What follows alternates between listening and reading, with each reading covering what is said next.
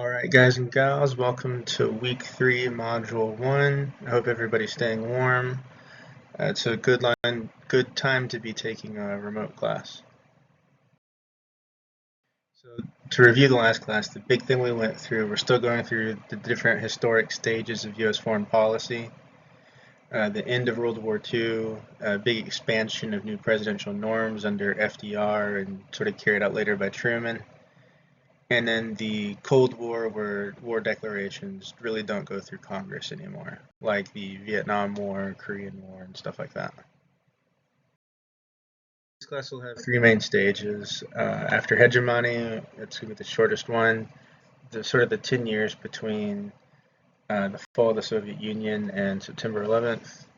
Then we have September 11th, the actual day itself, and then the global war on terror, or what really resulted from the September 11th attacks. So what we call after hegemony really has to do with this big boom in cooperation. And it really starts after 1945, the end of World War II. But as you can see, there's another big boom after the end of the Cold War that sort of lasts until the 2008 financial crisis. We'll get into that next class, the financial crisis's role and sort of the populist wave we're dealing with now. But we'll cross that bridge when we get to it. And so one key thing as we talk about U.S. leadership in forming, if you look at 1945 on this, or at least the late 1940s and 50s, more and more and more INGOs, or international non-government organizations. At first, there's very few international government organizations, or IGOs. But in any case, after 1991, you see this big boom and both of them still going on. So this is a good sort of bellwether for the amounts of international cooperation going on. And it's not just for security stuff like at the UN, but there's trade, preventing war crimes, so how war is fought. So there's like the Convention Against Torture, Convention Against Landmines, and all these different stuff states are agreeing to. And it's essentially a deal that states are making when they comply to international law. So what do they commit? Because they want to look good. Why do they comply? Well, great example, mustard gas. States that have agreed to not use mustard gas were A, probably not going to use it anyway, B, want to live in a society where no mustard gas is being used widespread, so they're not sacrificing a lot and they're gaining a whole lot through that. So that's how a lot of international law works. Landmines still used sometimes, but it's the same logic. Don't want to use landmines and don't want other people to use landmines, and so eventually a critical mass builds where it just sort of becomes what's called a logic of appropriateness, or everyone sort of agreed to not use certain things during war. Same thing extends to trade. You're not going to cheat on trade deals because we all benefit from cooperation and cheaters ruin it. So everyone tends to go along. Some people cheat a bit, but it's like speed limits. It's has to be egregious for people to really get upset. Because everyone, or I would never break the law, but a lot of people are always going about 5-10 miles over the speed limit. And so there's this big boom in global trade because of that. You have stuff like NAFTA, which we'll get into later. There's this big boom in international cooperation. Because there's less competition, the world's not split into two over the Cold War. People are able to trade more, and it's multilateral. And it really depends on who you ask and how you define your terms. Some people will say it's a multipolar age, or there's all sorts of big powers. Others would say it's unipolar. So multipolar is just several superpowers. You could say all the nuclear powers. Unipolar, the United States with its not only nuclear power but giant military. And all that really culminates in this giant cultural victory, especially for the United States, for two main reasons. The first being, of course, the release of the 1993 album Enter the Wu-Tang Clan, 36 Chambers. And the second one is obviously the release of The Sopranos. These are both jokes, by the way, but it does sort of attest to what the culture was like back then. But if you go into what the 90s is really known for, it is cooperation. If you look at the 1990s timeline on this, it's like the big things are either domestic issues, big advancements in science, or cooperation. One that sticks out is Operation Desert Storm. We'll get into that. It's also worth noting the raid on the Branch Davidian compound in Waco and Ruby Ridge. We don't have time to get into that today, but we will talk about these two later. And then on the right, you have Dolly the sheep, the first cloned sheep, big rise in the internet, Hubble telescope, all these different things. Now, late 80s, early 90s, there's this issue with this place called Kurdistan. It's not a country, it's not on any like official maps or anything, but if you look at the yellow within this map, it's where the ethnic Kurd population is. So you can see that Kurds are, so they're an ethnic minority in all these different countries, but they're a big enough minority that if they were to form their own state, they would have enough people for their own state. Sorry to be using state and country interchangeably, by the way. But as you can see in northern Iraq, there's a whole bunch of Kurds. And Iraq is under the rule of this guy named Saddam Hussein. One thing Saddam is especially notorious for is his use of Scud missiles to gas the Kurds. So kill them with chemical weapons. And this happened in 1988.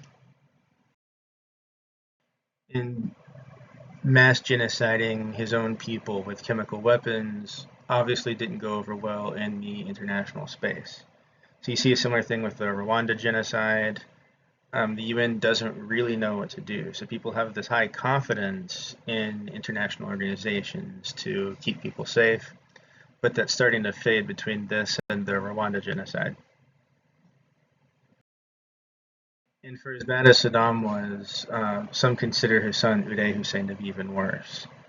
Heir apparent, the crimes he did to civilians in the street, especially his targeting of women.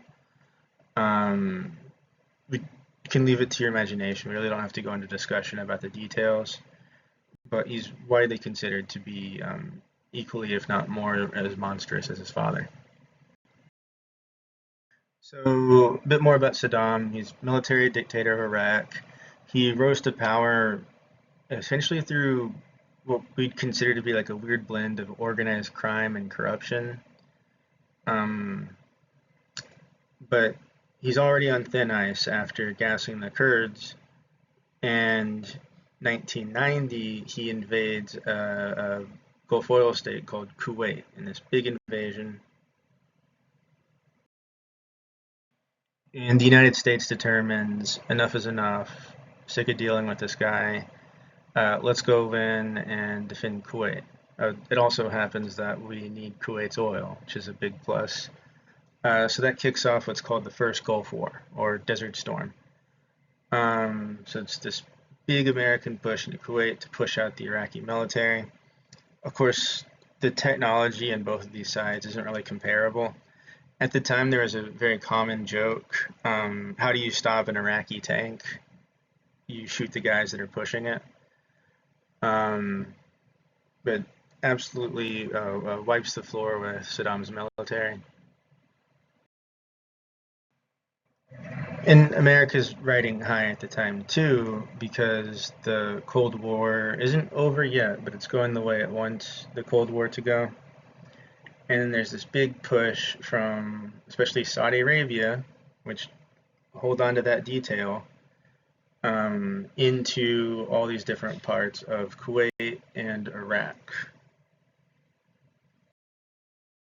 Now, in the picture of the planes flying, you could see these in the background. But during his retreat, Saddam is famous for lighting the oil rigs on fire. And just sort of this massive, striking, and importantly unique imagery became a big sort of symbol for the conflict, or one of the things everyone remembers about it. Kind of like with World War II, the Iwo Jima flag. If you're a visual learner like me, it really helps. So people tend to run on this like World War II mentality. You have this dictator with a goofy mustache who's gassing people to death and invading his neighbors. America kicks him back to his homeland. The difference is that America had to go through the UN because of all this rise in international organizations. So UN Security Council Resolution 678, and it was only, or it limited the U.S. ability, and they're only really supposed to defend Kuwait. Why didn't the UN want Saddam out of power?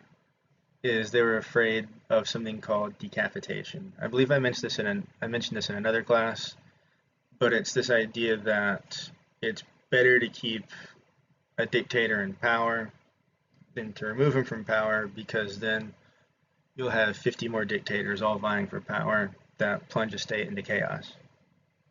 So despite being widely regarded to be a war criminal, monster of a son, abuses his people, he's allowed to stay in power for now because they don't want Iraq to absolutely fall apart. And in the business, this is what we call foreshadowing. And within sort of the American perspective, it seemed to be a massive victory. They accomplished the goal, they don't exceed their mandate, they wish they could go in, but they understand that the UN's putting limitations on them. But most importantly, this only lasts for a few months. So the invasion starts August of 1990, and by February of 1991, all the combat's over. So quick, easy, decisive victory for the United States.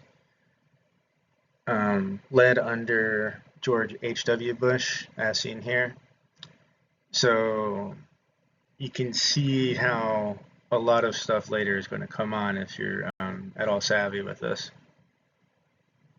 Because maybe we're going to think other invasions in the Middle East go as smoothly. Not the case. So speaking of Nepo babies like Uday Hussein, who is the oldest of 5 brothers, heir apparent, feels like he's destined for greatness. You have another Nepo baby who is he has 16 older brothers alone, and older brothers and half brothers, and he's one of about 54 children total. His father is this just well-established billionaire who owns an oil company. So despite being from this wealthy family with all this privilege and education, he's gonna make a name for himself outside of that, but he's still got these dreams of ambition. And sometimes when people feel like they're doing good things, it can end up metastasizing and become evil things, right? That's a tale as old as time. So he's gonna make a name for himself in any means possible. One thing he's especially upset about, though, is the United States having military bases in Saudi Arabia after the Gulf War, because it's an encroachment on what he thinks of as like a pan-Arab or pan-Muslim identity, or this idea that the United States, or these foreigners, or what he called the Great Satan, shouldn't be allowed to operate permanently within the Middle East. So what he decides to do is start funding terrorist organizations and eventually planning off his own attacks. You can probably tell that this is Osama bin Laden, one of the sons and heirs of the bin Laden oil fortune, which is a huge oil company in Saudi Arabia. So he decides to get back at America. He's going to do an attack. And you can probably tell what this is going to be. It's the bombing of the USS Cole on October 12th, 2000, which killed 17 soldiers and injured 37. They took a boat next to this naval ship and blew it up, trying to sink it, and ended up killing a bunch of soldiers. And long before this, Osama bin Laden was on the CIA and the US government at large's radar. They'd already tried to kill him in an airstrike at least once before where he had survived. So he'd been a problem for a while. But after the US bombing, or the bombing of the USS Cole, he's really on the radar. And he tries again in a more successful attack. Leading up to what his big attack was, all of a sudden he starts sending people to the United States for flight school. 15 of them are from Saudi Arabia alone. One of them is pictured here, front and center. This is the highest resolution picture I could find. And interesting enough is they're learning how to fly the planes, but they don't really care about learning how to land them. Which should raise some red flags. Furthermore, you have all these weird power dynamics, and a lot of them seem to keep to themselves or have these weird intergroup power dynamics.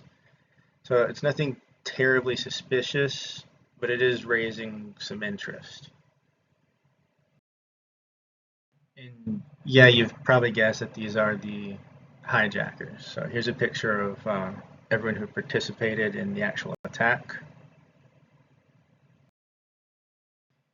And I think everyone knows this picture quite well.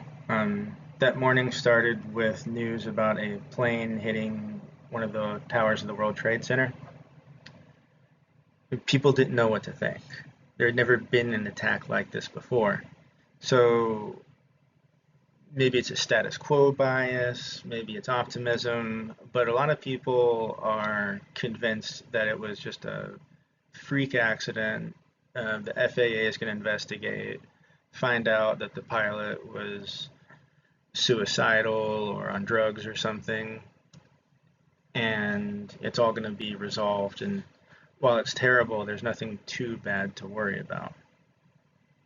But then a second plane hits, and people know that there's a wider issue going on, but people still don't know what's happening. And for a brief time, the World Trade Center was the tallest two buildings in the world. And people don't realize that they're a lot thinner than you would expect them to be. And so not only are these giant planes crashing into them, destroying these buildings, but the different buildings around the World Trade Center also, and World Trade Center Plaza. And the picture on the right is the cleanup efforts. What is significantly less discussed is the attack on the Pentagon. As you can see, there's not a lot left of the plane with this. But what was actually a strange fluke of, I won't say good luck, but it could have been worse, is that as the plane was targeting the center of the Pentagon to try to blow up way more of it, it ended up hitting a telephone pole, which made it dive down forward too quickly, only hitting this outer wall and a bit of the second inner wall. And at that velocity, the plane's just absolutely shattered. I mean, there's barely any wreckage of this one. And then the fourth plane that was hijacked, that leaves the most mystery today, is this one that crash landed in a field in Pennsylvania. We'll get into that in a second. But so there's 4 plane hijacks and all this destruction in a very short amount of time. The thing is people don't know if it's the end or not. If you, like me, you love maps, and so what you can see is that, okay, these 2 planes launching from Boston hit the World Trade Center. You have United 93 crashing in this field in Pennsylvania, and then American Airlines Flight 77 taking off from DC, and landing into the Pentagon in DC. Now, when I talk about United 93 being sort of a mystery that's never going to be solved, what I'm talking about is what was their target. You can tell from this map that they were pointed at DC, likely targeting something in DC. Well, there's two main theories as to what they were targeting, and to look at that, you look at the symbolism of what was targeted. So the World Trade Center being a big economic power, at least symbol of economic power. People don't realize, but a radical group had tried to blow them up in the 90s, I believe 96. They took a big van into a parking garage underneath and tried to blow it up in a way where one tower would fall to the side and hit the other tower like dominoes, and then the second tower would crash into New York City. Obviously, it didn't work out. Um, Second target being the Pentagon, or a military power. And so the two buildings in DC that people think were the target for United 93 were either the US Capitol or the White House, which are seats of political power. Now, with how bad these attacks were, in terms of scale and damage to the American psyche, and by scale I just mean the sheer number of human lives lost, there are a few bright spots of how they could have been worse. This guy on the left was Vietnam veteran Rick Rescorla, who was a security guard, chief of security for Merrill Lynch, which worked in the World Trade Center. And for years before the attack, he had been warning of something like that happening. Um, and after the first plane hit, a lot of people were told to stay in place uh, because it hit the other building first. And he said, no way in hell we're doing that. I'm getting everybody out. And so it's believed he saved over 1,000 lives.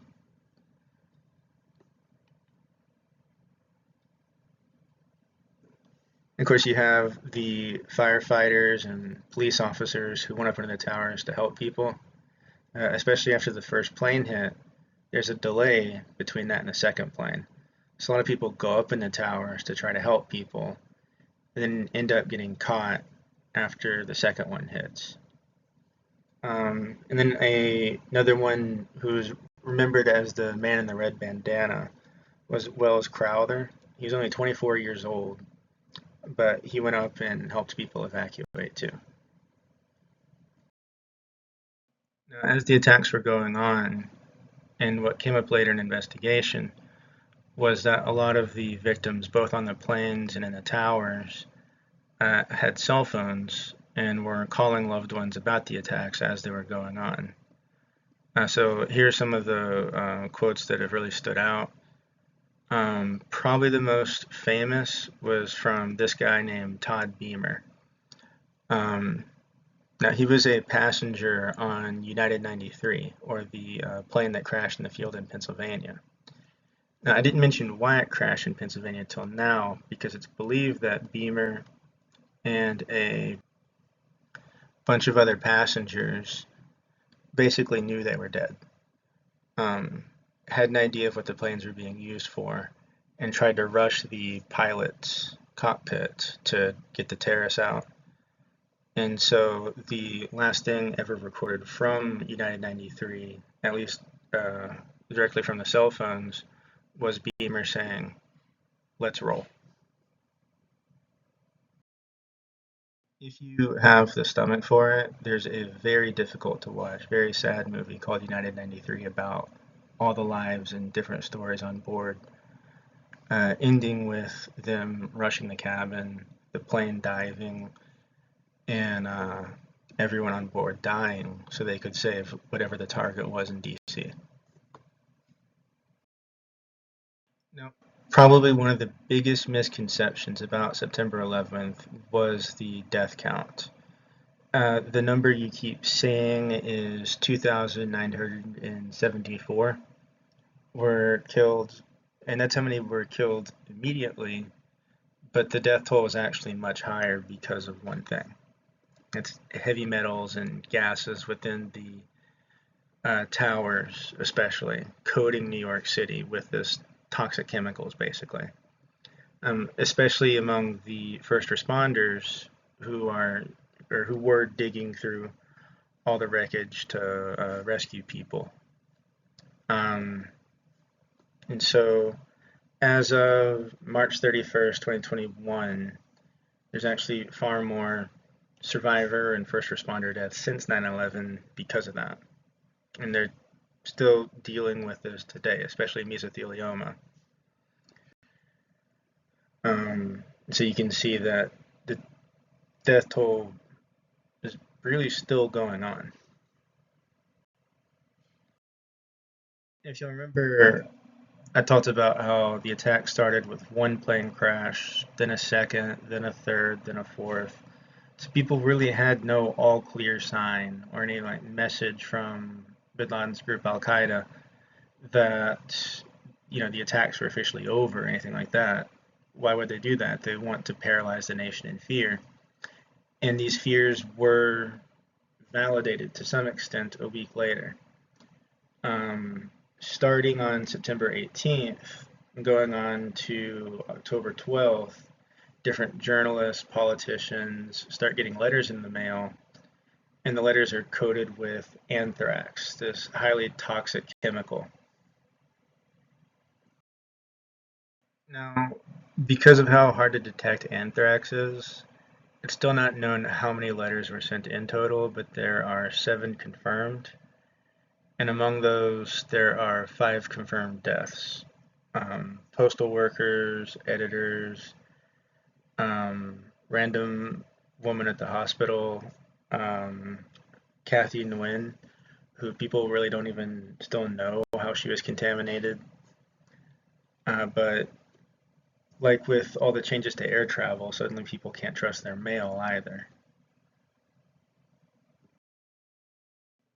Now, being a chemical weapon, anthrax was immediately tied back to Saddam Hussein. So, Secretary of State Colin Powell famously brought a vial of what he claimed to be was anthrax to the United Nations later on to help justify the invasions in the Middle East and the global war on terror. And as you would expect, there was immediately an outpour of support for the United States from the international community. A guy who had just been elected in his position in the Russian Federation, named Vladimir Putin, was actually one of the first people to reach out to President Bush and offer his condolences. Now, even countries that despise the United States, like Iran, suspended their death to America prayers that had been going on daily since the revolution. People would think like Iran, wouldn't they support Al Qaeda? No, Iran despises Iraq, Al Qaeda, Taliban, all that stuff, since they're different sects of Muslim and different ethnic groups. And the NATO alliance, which was formed to help guard against the Soviet Union, has this thing called Article 5. And it's this deal that an attack on one is an attack on all. So if you attack one NATO member, you've attacked all NATO members. And it was meant to use alliance networks to push back the Soviet Union, but Article 5 was never actually invoked during the Cold War. And the one and only time it's ever been invoked was September 12th, 2001, against Al Qaeda. And then there's other individual examples. Chairman Zhang from China, Prime Minister Tony Blair from the UK.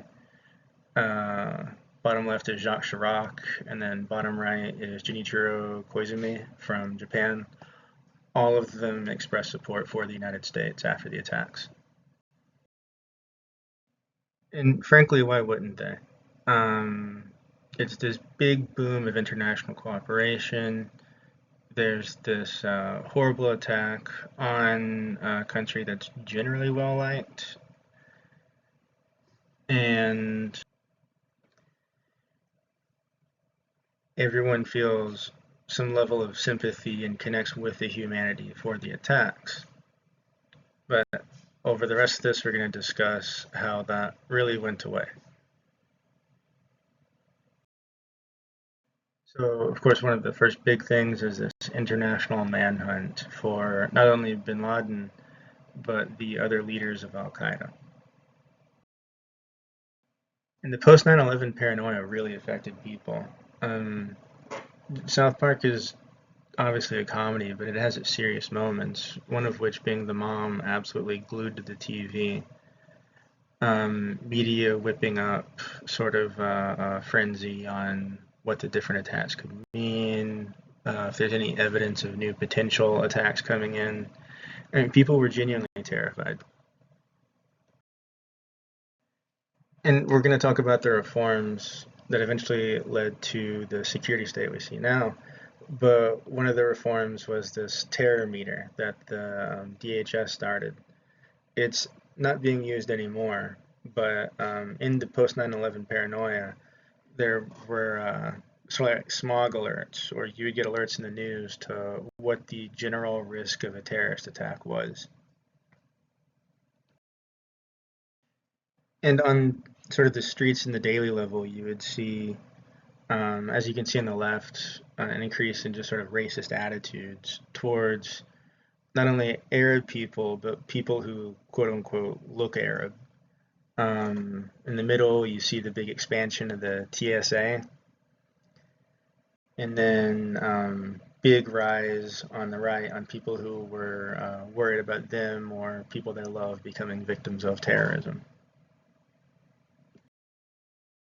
Another mystery sort of following this legacy, almost if not as big as what was the target for United 93, is who actually did the anthrax attacks.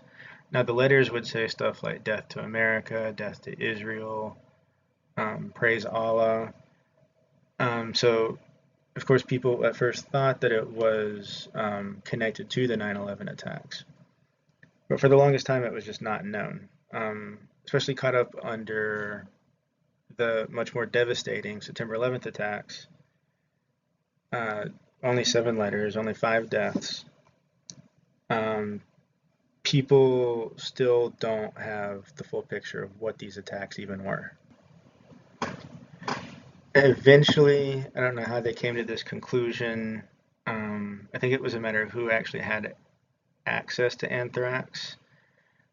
But so the attacks are 2001. By 2008, this guy named Bruce Ivins is seen to be the person who did the attacks. And you can probably guess, but Bruce Ivins is not known to be connected to sort of any Arab heritage, any Muslim groups, especially any Muslim extremist groups. And it's commonly accepted that he was writing those messages to throw people off his trail. By 2008, there was a federal indictment to have him arrested for the investigation with this. He worked in a bio lab with the Navy, and the lab was getting underfunded. He was having some professional hangups. He was having some mental health problems. And so it's believed that those were some motives for the attacks. But it takes 7 years to indict him. And then a few days after the indictment comes in, he overdoses on Tylenol, is put on life support, and eventually dies. So he never had a chance to defend himself in court, but he's widely accepted to be sort of the prime suspect for the anthrax attacks, having nothing to do with Islamic terrorism, but to use bullying Arabs and Muslims basically as an excuse, or as a smokescreen. Now, this is what kicked off what people think of as like the Age of Terror. But this big rise in extremist attacks within the United States and other countries. Top left is the victims of the Fort Hood shooting, who were killed by a mass shooter who praised allegiance to ISIS, I believe. Top right, the Boston Marathon bombing, also Muslim extremists. Bottom left, the Pulse nightclub shooting. So a gay nightclub was shot up by a Muslim man. And then for some reason, we're coming back to South Park, but there was the bombing of the Viacom building in New York City, and this is the parent company for Comedy Central, which ran the TV show South Park. And South Park put out an offensive episode about the Islamic prophet Muhammad, so they were targeted with a car bombing. No one died in that attack, though. Now, one thing that needs to be made especially clear is that terrorism isn't a problem specific to Muslim or Arab communities. It affects all communities. One of the more notorious over the last 10 years has been this top left, Elliot Rodger.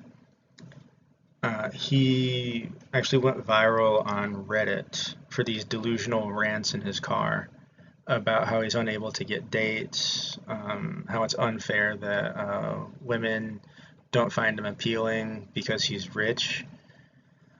And so he lashed out at both women, and he was also profoundly racist against Asians. So he ended up murdering his Asian roommates and their friend, and then targeting women in a spree killing. Top right, you have Peyton Gendron, racist against African Americans, targeted a supermarket in Buffalo that was primarily had an African American customer base. Bottom left, Nicholas Cruchis, is I believe you pronounce his name, targeted Mexicans, Mexican Americans. And then bottom right was Dylan Roof, or Dylan Roth, I've heard it pronounced both ways. Also anti-African American, targeted at a church in my hometown, Charleston, South Carolina, during a Bible study. But you look at the 9/11 hijackings and you see that 15 of them are from Saudi Arabia, 2 are from the UAE, one's from Egypt, and one's from Lebanon. This causes a lot of issues, especially because Saudi Arabia is supposed to be an ally, and the United States was supposed to have defended Saudi Arabia in the Gulf War. So why are so many Saudi Arabians attacking on September 11th? Furthermore, by the time the second Gulf War or invasion of Iraq is kicked off, there's these questions on, okay, well, how did this attack lead us to invading Afghanistan and Iraq? Now, we've talked about Afghanistan's role and sort of the trial of the militant groups that would help form Al-Qaeda and the Taliban. It came from the Soviet invasion of Afghanistan and the resistance that the United States built up, the Mujahideen. So you have these people with training, weapons, and expertise, and no targets after the Soviet leaves. So they decide they're going to make new targets, and that's how a lot of these people are recruited. And despite having nationalities not from Afghanistan, a lot of people go to Afghanistan to join and train these different terrorist groups.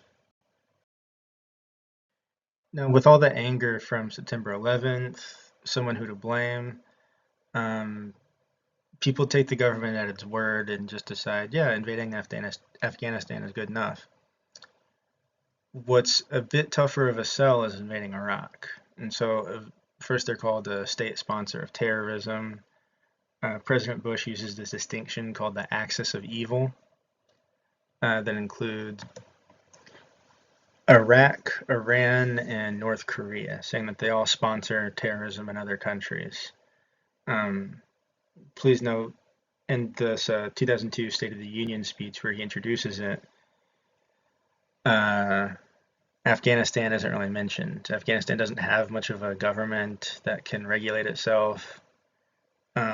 But then there's this big debate on whether or not we're going to invade Iraq or not. Now, a lot of people say, of course we're not going to invade Iraq. They didn't have anything really to do with the September 11th attacks. And then the sort of more hawkish side says, of course we're going to invade Iraq. Germany didn't have anything to do with Pearl Harbor, and we still invaded Germany. This is their ally. They helped them. So we're going into Iraq. Now, giving weapons to terrorist groups, a lot of people aren't sold on that idea for what a state sponsor of terrorism is, or conventional weapons at least. So what some people start to worry about is weapons of mass destruction. And of those three countries, Iraq is especially looking guilty because they're refusing to cooperate with United Nations or really any groups about trying these odd bases they have out that people believe are um, chemical weapons plants. And keep in mind, Hussein also has a history of using chemical weapons. And so people even start to worry about yellow cake or like dirty uranium as a way to build dirty bombs or low yield nuclear weapons.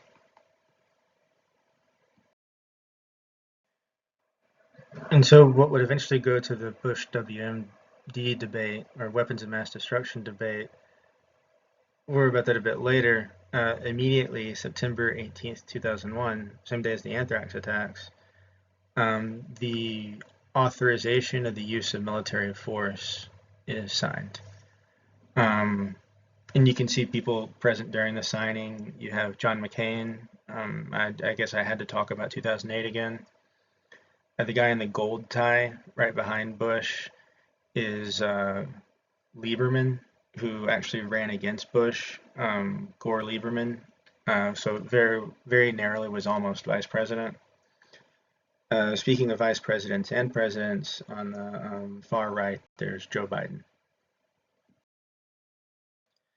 So the authorization of use of military force, or AUMF, Congress gave the president the ability to go to war without declaring it on September 18th, 2001. So Congress basically gives up that power, but in a very limited capacity. So there's no time limit to this. It's still in force today. There's no geographic restrictions. So if you find terrorists in Sweden, you can go attack Sweden, although it's probably best to get their permission. So it's not limited to just Afghanistan. There's no defined enemies. And we see this with stuff like the war on drugs, because eventually this was called the war on terror. And when you call to war against something clearly defined, like the war against Nazi Germany, the war against Imperial Japan, it's far more finite and an abstract concept than war on terror. So when does that end? War on Nazi Germany ends when Nazi Germany is over. War on terror, war on drugs, we're going to get rid of all the terror or all the drugs. No, it has unlike the first Gulf War, it has this big capacity to slip into being something very, very long and toxic. The only major legal limit was that it only applied to those directly involved in planning 9/11. And so this passed Congress and signed into law, passed the Senate 98-0, and passed the House of Representatives 420-1. But there's all these concerns about Iraq too, and this is far more divisive. There's no real direct evidence that there's any WMDs in Iraq, but the president is commander in chief, so he has a lot of authority over what the military can do. Congress has the power of the purse, so they're needed to fund long-term wars. You see this with stuff like gutting the Department of Education now. The president can fire every member of the Department of Education, but he can't abolish it without the power of Congress. And that's a debate going on in DC now, of course. Similar to that is the president can do what he wants with the military, but Congress has to have at least some support. So Bush wanted to get funding or approval from Congress to invade Iraq. Also, just going unilaterally looks bad. So in 2002, it passes Congress and is signed into law. You remember how one-sided the Afghanistan vote was? Well, the Iraq vote is 296 to 133, so still a pretty wide margin. In the Senate, 77-23. So not to say that it was a close vote, but we can see a lot more dissent forming for the Iraq vote. especially because not everyone buys the WMD story. Now, the immediate result of this is pretty dramatic. Um, what would be known as the Iraq invasion or Operation Iraqi Freedom was far less popular than the Afghanistan invasion or Operation Enduring Freedom. But the vote passed when key Democrats went along with it. One of the big names being former First Lady and Senator from New York, Hillary Rodham Clinton, as pictured here. Why do I bring her up? Well, it's relevant in, you guessed it, 2008. But Operation Iraqi Freedom has a very fast drop-off in popularity. Now, Bush approval actually goes up because his base loves it, and a lot of the left is dragged into it, kicking and streaming from the Democrat leadership. But then we get to this mission accomplished scandal that Bush's reputation, you can see from the rest of this graph, never really recovered from. But even before that, the Iraq War was becoming far less popular. And unlike the first Gulf War, both of these wars last way longer than a few months. Operation Enduring Freedom, or the invasion of Afghanistan, goes on from 2001 to 2014, being the longest war in US history. And then Operation Iraqi Freedom lasts almost as long. And in this picture, you see President Bush in a flight suit. Before he was president, or he was governor of Texas. Before that, he was a pilot in the Texas Air National Guard. A big reason for that was his father was a World War II pilot. Now, early into the invasion, it's called this like shock and awe period, but Cobra helicopters just blowing the absolute hell up out of Iraqi tanks and stuff like that. A lot of Iraqis just leaving the battlefield because of how one-sided it is and how they don't really have that much loyalty to a dictator like Saddam anyway. May 1st, 2003, so shortly after the invasion, Bush gives a speech on the aircraft carrier, and there's this big mission accomplished banner. And he says all major combat operations in Iraq have ended. Now, he didn't say the war was over, but that's what he led everybody to believe, or at least a lot of people to believe. So it's like, okay, the combat operations have ended. Well, the major combat operations have ended. This says mission accomplished. We still haven't caught Saddam yet, but why are we still here? If the mission is accomplished, what are we doing? And that sort of haunts the rest of his presidency. When you see the decline in his popularity, the mission accomplished banner is what really sank it even further. So it's parodied in TV shows like 30 Rock, putting the W in AWOL, since it was believed that when Bush was a pilot, he was sort of a Nepo baby in his own right. And yeah, just parodied with stuff like this book on the right. I know the animation looks stupid, but at the time this was considered cutting edge. It was a more innocent time, I guess. So the initial invasion of Iraq after the vote is in March 2003, and mission accomplished is just a few months later in May. So quick, tidy war, just like the first Gulf War, except we're not leaving. There's this weird asterisk over mission accomplished, as we discussed. Say, okay, well, maybe it's going to be after we capture Saddam Hussein. Now, that takes longer than you would think, since he's the dictator trying to lead a war. But that takes until December of that year. And he's found in a spider hole, not resisting arrest. The operation to capture him was called Operation Red Dawn, named after, I'm going to be honest, a really badass 80s action movie. I don't know if it's the most professional thing to name a military operation, but if you get a chance, Red Dawn's a cool movie. But then there's this big effort we have this new American-friendly Iraqi government We want to make them look legitimate. We want to make it look like they can lead. So let's have them do the trial of Saddam Hussein. And it's one of those things that starts off well and ends in a catastrophe. Now, when I say this trial starts off well, I mean there's that old Napoleon quote, never interrupt your enemy when they're making a mistake. Well, what happens to a lot of dictators, and you see this time and time again, Stalin, Hitler, Mao, is when you're around people who never tell you no, you get to be pretty crazy. And so everyone got to see on TV even more of how Saddam just act completely unhinged in court. Another big bonus was he was given a trial in the first place. He was given due process.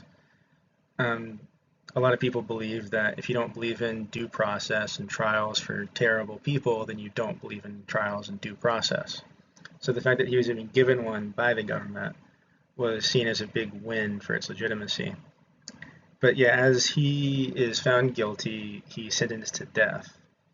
And we don't have time to get into the video, but he acted completely unhinged as they're reading off the death sentence. He's refusing to stand until they force him to stand. As they're talking that he's going to be sentenced to death by hanging, he keeps interrupting and screaming. I believe Gen Z would call it a crash out. One of the funnier moments from this is I think he's the prosecuting attorney, or he might be a judge, but he's just looking like that during it, and you can tell he's just so tired of Saddam Hussein's bullshit. Where it goes off the rails is, okay, he gets due process. Another right that Americans believe in is no cruel or unusual punishment. I hesitate to even show this photo, but some of the guards who were in charge of his execution snuck in a cell phone and recorded it. And they tortured him, beat him, everything we would think of as a cruel and unusual punishment before executing him relatively slowly. So it turns into a very bad look for the new Iraqi government. But anyway, there's nothing to worry about after that because all major combat operations have ended, right? Well, no, because that was announced in May, and it's after Saddam's capture in December, and we're still there. What's going on? The government really doesn't have a good answer other than we're going to try to establish this new Iraqi government. Now, if you recall, the United States did not remove Saddam from power in '91 because they knew decapitation, or removing a head of state from power, would cause what's called a power vacuum, or all these different factions vying for power, and it would just turn into an absolute mess. So after the removal of Saddam and his eventual execution, that's exactly what happened, and the region was never really able to stabilize. Now, one of the most disastrous policies was called de-Baathification, or de-Baathification, however you want to pronounce it. But it's people in Hussein's party, the Baathists, are not allowed to hold office anymore. So not only political office, but a lot of them aren't even allowed to be like mailmen or stuff like that. Which seems like a good idea at first. You don't want the people who are loyal to the dictator to keep running the country. The thing is most people claim to support Hussein, especially in these jobs, but they didn't. They just wanted jobs, and doing that is how you got jobs. I know people who are in the Chinese Communist Party, card-carrying members from my time in China, they're in the CCP, who really don't care one way or the other about communism. They just want jobs. So imagine everyone in the CCP or everyone in a major US political party suddenly can't have a government job anymore. So this inspired by denazification in Germany. But if they can't have jobs, then it leads to this competency crisis, because there had been so many Baathists who aren't even really that loyal to Baathism, they just want jobs. So denazification in Germany wasn't taken this far. I mean, there were a lot of exceptions made. We're even importing Nazis to the United States from Operation Paperclip, which is a whole other kettle of fish. But a lot of people who are qualified for being mail carriers and stuff like that suddenly aren't allowed to have government jobs, and that leads to this competency crisis. Now, at this point in the class, I know what you're probably thinking. Paul, you not at all monotone guy who keeps making the same hilarious joke again and again. Whatever happened to the WMDs? Well, some people claim with very little evidence that like precursors and stuff were found, but effectively there was no real substantive evidence that there were WMDs. And as this realization set in, people were very upset in the Bush administration for what they thought was lying to them. I'm sure if you like Google Trends, uh, start if you look on Google Trends for the phrase like "start a war under false pretenses," you're going to find a lot of that after 2003, dying off around 2011, because it was just a phrase everyone knew. It was, well, Bush effectively wanted to, or the accusation was that Bush wanted to finish the job that his father started with the first Gulf War. And he had lied to everybody to get popularity for it. Is the accusation? I have no opinion on that. And I think some of the most unsung allies in U.S. history are the Polish. How much they sort of thanklessly help out in a lot of U.S. operations. So shout out to any of my Polish American students. I know some of you, I'm sure, are there. But you can see Polish and British help maintain a lot of Iraq, while the U.S. Army mainly maintains the north. And there's this big effort to have these domestic Iraqi security forces, which is never really able to pan out that well because there's just not a lot of loyalty toward this new country that's being formed by the United States, which a lot of them at that point have grievance with. So most of them are there just for jobs and will run away the second things really get hairy. So training the locals doesn't go well.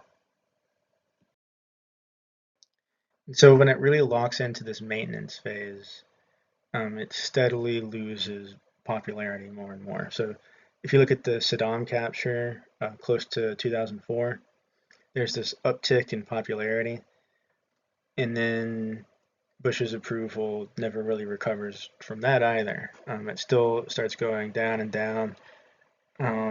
There's no defined goals for what the U.S. is still doing there. Well, it's building a country, we're setting a democracy, and all this stuff. And it's never really able to take off, partially because of, well, it certainly not helps because of de-Ba'athification. And then the 2004 election kicks off, and you have this guy speaking at the convention. His name's Barack Obama. You might have heard of him. But he is, especially for the last couple of politicians, relatively young, charismatic, first African American presidential candidate. But in 2004, he's just seen as the new face of the Democrats. What's important about his youth is that he was not part of the invasion for Iraq. He didn't have to vote one way or the other because he wasn't in Congress yet. So 2004 at the convention, he's state senator, professor in Chicago, community organizer. 2005, he's finally in the Senate and still surging in popularity. 2007 comes along, and it's time to start looking at who they're going to run for president in 2008. Now, Bush and the Republicans aren't very popular, so for a lot of people, just winning the 2008 election, yes, we're on that again, is effectively, just winning that primary is effectively winning the election because it's expected to be a sweep for Democrats. And his main contender in the primary is, well, there's actually two. There's Hillary Clinton, and John Edwards. Now, John Edwards, relatively unknown now. He had a scandal come out where he was cheating on his wife while she was undergoing chemotherapy. So his career obviously never recovered from that. So it's effectively between these two, this young guy who hasn't been in Senate very long, and this more experienced woman who has not only been in Senate longer, but has been already living in the White House and has this whole institutional network of supporters. So from the get-go, it looks like Hillary Clinton is going to sweep, and she's actually going to take out this primary challenge on Obama after she wins and becomes president. She's going to give him some horrible job that his career never recovers from. That's the expectation. But there's just one issue with this. That reason is because, yes, she did have a lot of institutional support. She did have this legacy. She'd already literally lived in the White House, so people could picture her more easily as president. A lot of this is what the youth, younger voters, absolutely despised about her. And some of this is not her fault, and some of it is. So we'll go into the part that is legitimately not her fault, and that was the president from 89 to 93 was George H.W. Bush. The president from 1993 to 2001 was Bill Clinton, her husband. George Bush is 01 to 09 until another Clinton from 2009 to 2013. In 24 years, a lot of people really didn't like the idea of the last four presidents being from the same two families. Like it's almost like some sort of title of nobility. And it could have gone even further into 2017. So part of it was just the timing was wrong. She had the wrong last name, the wrong connections that were all sort of this fading sort of power. She couldn't help it.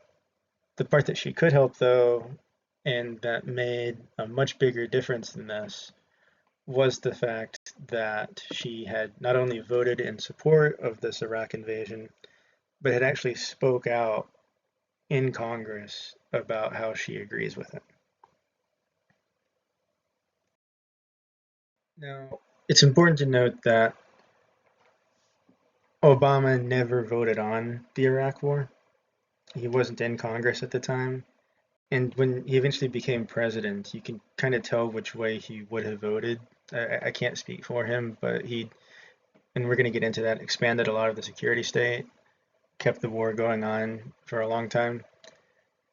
But he didn't have that albatross on his neck, and she did. And he absolutely took her to the cleaners over it. So Obama wins the presidency heavily because of the Iraq vote. Like I said, wins the primary. Primary is very likely to win the presidency because Bush, by extension, the Republicans are so unpopular. So Congress ends up learning this lesson that has still stuck with it today. Voting against war can be seen as un-American, but like with Hillary Clinton, voting for war can either ruin or flat out delay your career. So put yourself in a senator who, in the shoes of a senator who wants to be president, and you're supposed to make this vote. You can do three options. You can vote for, you can vote against. Technically, you can abstain, but people would see that as voting against it, but in a more cowardly version. And then the other major option is, so what if you just let the president do whatever he wants? What if you don't have the vote in the first place? And if most of Congress goes along with that anyway, then they don't have to vote on war, and it doesn't hurt their careers. And so presidents really don't ask for Congress for permission to do military operations anymore anyway. Just Congress doesn't really care, doesn't want to. So two big examples of that, one Republican, one Democrat. The one on the left is Anwar al-Awlaki, who was killed in a drone strike in Yemen during the Obama administration. Now, what made this so controversial was that he wasn't the only one targeted. Well, he was the target, but he's not the only one killed. His teenage son was also. So, well, drone strikes have killed plenty of teenagers too. What's the big deal?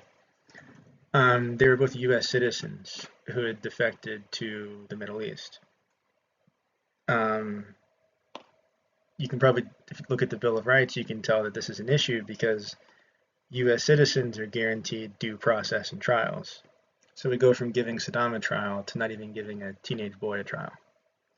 And on the Republican side, you have the abducting, I guess you want to call it, of Nicolas Maduro. Not gone through Congress, not really justified. It's the commander in chief can essentially do what he wants. Now, aside from the war aspect of presidential policy after September 11th, there's also the homeland issue. Now, this came very apparent in the investigation, is that the CIA had part of the picture, the NYPD had part of the picture, BPD had part of the picture. Just everyone had pieces to the puzzle, and they had all the pieces they needed to put the puzzle together, but they weren't willing to share or communicate with each other. They didn't really have, some say the willingness, some say the ability to, because there's no intra-agency communication. So because of this issue, they decided to create the, reform a lot of the bureaucracy around it, making new departments too. Now, one of the more controversial ones is the National Security Agency. It really came to a head under 2012 with the PRISM scandal. We'll get into that in a second. And the Department of Homeland Security, which oversees ICE today. But these different departments that all ostensibly do the same thing, at least to the layman. Furthermore, there's the Patriot Act, which is this big expansion in the government's ability to spy on people under the guise of preventing terrorism. The logic being, well, if we're going to find a needle, we need a haystack. We need to be able to search everyone to make sure everyone's safe, leading to this big debate on, well, it's where do we draw the line between security and privacy, and where do we do that for everybody? And the Patriot Act is following like what library books you check out and stuff like that. It's never really been repealed. And then contractor Edward Snowden found out that the National Security Agency was spying on people way longer than we had realized also. But Paul, you super not at all monotone guy who keeps his presentations really short, um, how can the government do this if if we have the Fourth Amendment that protects us against unreasonable search and seizure? Well, there's a few ways. Probably the easiest is the fact that anything you do online is bounced around servers all over the world. And so the Fourth Amendment is limited to search and seizure within the United States.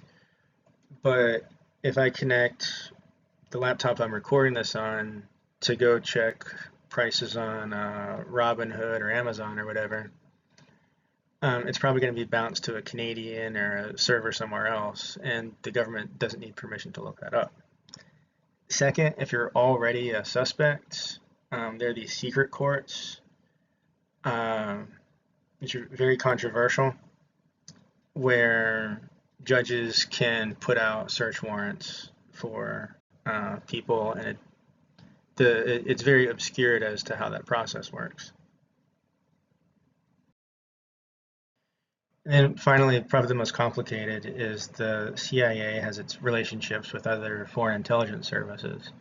Uh, Obviously, the closest is MI6, the UK's agency. So while the CIA is not allowed to spy on you, they can spy on British people and tell MI6 what anything suspicious, and MI6 does the favor. And so it's not just MI6, it's especially the major security agencies, are allowed to. But this is mainly for higher profile people.